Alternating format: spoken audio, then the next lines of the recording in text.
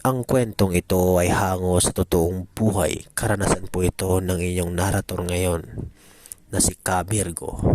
Bago po ako nagkaroon ng kakayanan sa lihim ng karunungan ay dinanas ko po ang kahindik-hindik na pangyayari. Nangyari po ang kwentong ito matagal na pong panahon. Taon ng 1993 na magpahanggang sa ngayon ay hindi ko pa rin makakalimutan. Isang gabi po kasi habang kami ay kumakain ng aking mga magulang kasama ang aking nanay at tatay ay masaya po kami nag-uusap patungkol sa aming mga buhay. Ang sabi ni Itay sa akin, "Anak, kapag nag-aaral ka, ayusin mo talaga ha kasi para sa kinabukasan mo yan." "Opo tay, wala pong problema tay," sagot ko naman. Pagkatapos namin kumain ay pumunta kami doon sa aming terrace. Habang po kami doon ay nagpapahinga pagkatapos kumain, ay may biglang dalawang lalaki na lumapit sa amin. At nagsabi ito, "Magandang gabi po sa inyo. Ah, dito po ba ang barangay na ito?" At na hindi ko na lang po papangalanan dahil siguro may nakakalam sa kwentong ito. Ang sagot naman ng aking itay ay ganito, "Opo, ano pong kailangan yung kaibigan?" Gusto lang naman namin sana magtanong kung may nakita po ba kayong dalawang lalaki doon dito na tumakbo na mula doon sa daang iyon. Sumagot ang aking itay, "Wala naman kaibigan." Ganun ba? Sige." Kitang kita ko rin ang kakaibang mukha ng lalaking iyon. Na tila ba nakakatakot pero hindi naman nasisindak si Itay kasi wala naman na siyang ginawang masama. Lumipas ang 2 oras sa aming pag-uusap doon sa balkon o sa terrace ay napag-isip-isipan ko na matulog habang si nanay at si tatay ay nagkukwentuhan pa. Habang sila ay nagkukwentuhan ay biglang may dumating na 5 lalaki at kakaiba ang boses nito at sabi nito noong namumuno sa kanila na nauuna sa paglalakad, "Masamang gabi sa inyo mga kaibigan. May napadaan ba dito ng 2 lalaki?" Sumagot ang aking itay, "Anong masamang gabi? Ha?" "Ang sabi ko, may napadaan pa ng 2 lalaki dito." Meron papunta doon sa gubat na yon." "Ganun ba? Kayo, pag tinatanong kayo ng maayos, sumagot kayo ng maayos. Hindi yung ano-anong pinagsasabi nyo." "Wala naman kaming pinagsasabi na iba," sagot ni Itay. "Aba, sumasagot ka pa, talagang demonyo ka." Nagulat nagulat ako sa aking nasaksyan dahil bigla ba namang dinamba si Itay ng 2 lalaki maging si Inay at nakakatakot ang kanilang mukha kasi kakaiba. Tila ba sila'y aso na nagliliwanag ang mata na nagbabaga. Tumawa yung isa at ang sabi, "Pinuno, may pagkain na naman tayong 2 kasama ang ating mga kasamaan. Tama ka, dalhin ang mga patay.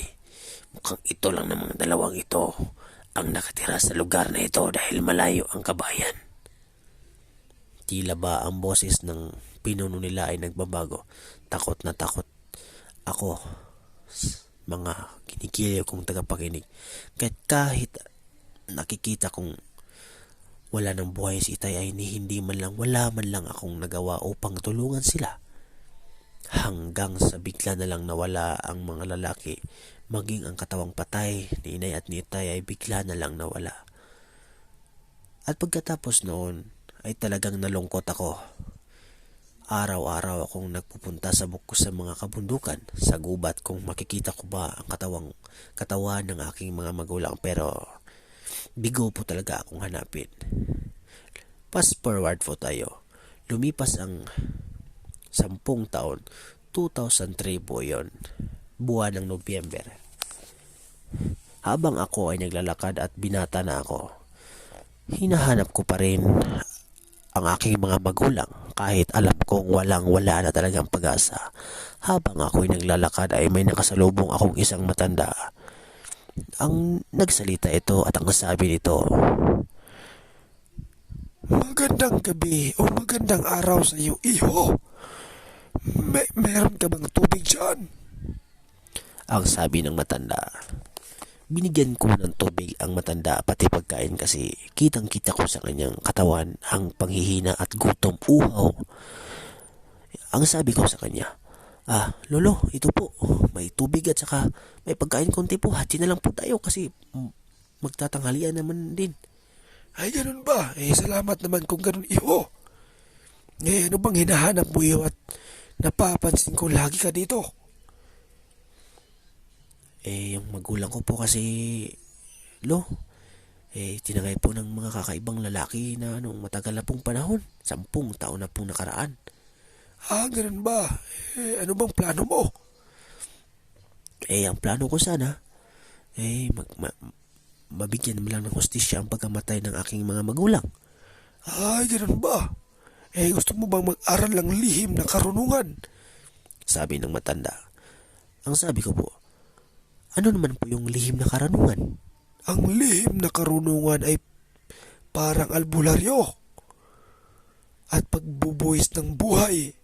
Ang iyong daranasin dito, pang-aalipusta ng mga tao at panghusga ay madadaanan mo. Sabi ng matanda. Ganun po ba?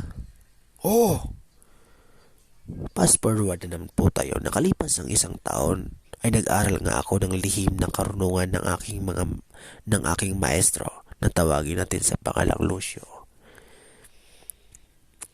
Lumipas ang 3 pang taon at naging marunong na ako at nag-graduate na ako kay Ermitanyong Lucio.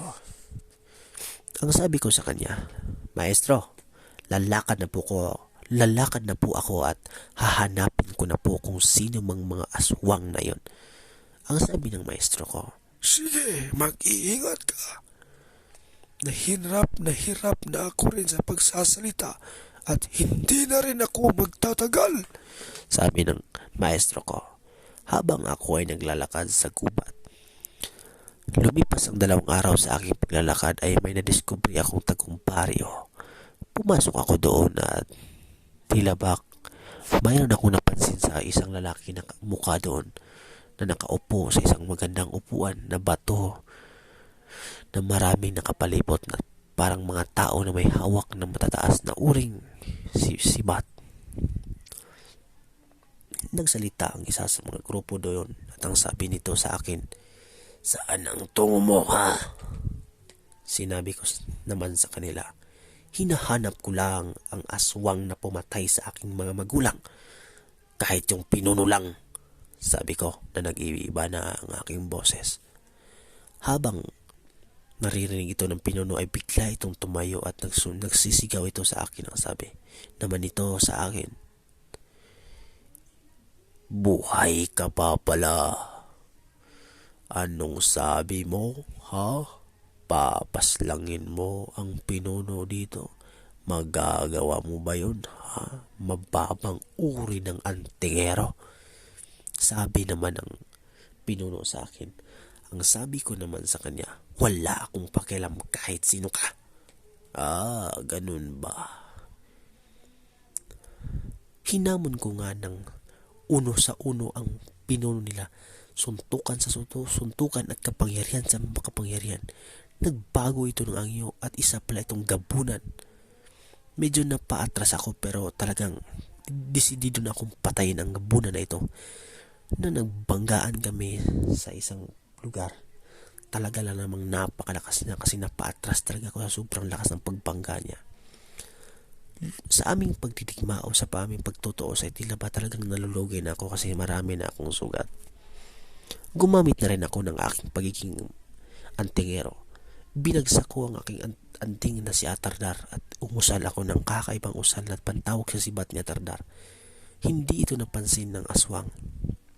Kaya ito biglang naptamaan at paunti-unti siyang nasusunog sa makapangyarihang sibat na Atardar. Ang sabi ko naman sa kanya bago siya mabo, yan ang husga uhustisya ng aking mga magulang na iyong pinatay. Paalam ka na, patay ka na. Namatay nga ang punong gabunan doon sa kanilang sariling kuta. At hanggang dito na lang po ang aking kwento. Ako po ngayon ay isa pa rin mag-aanting na hindi naman kalakasan talaga. Sana po ang kwentong ito ay magustuhan nyo. At kung gusto nyo po mag-email sa aking YouTube o gusto nyong mag-narrate pa ako ng inyong mga kwento, mag-email lang kayo sa aking email account. Ilalagay ko po dyan sa link o dyan sa baba ng description box ang aking Gmail account para doon kayo mag-text kung may mga kwento pa kayong gustong ibahagi sa akin. Maraming salamat po. Ito po ang yung Ka-Virgo, ang mababang antingero.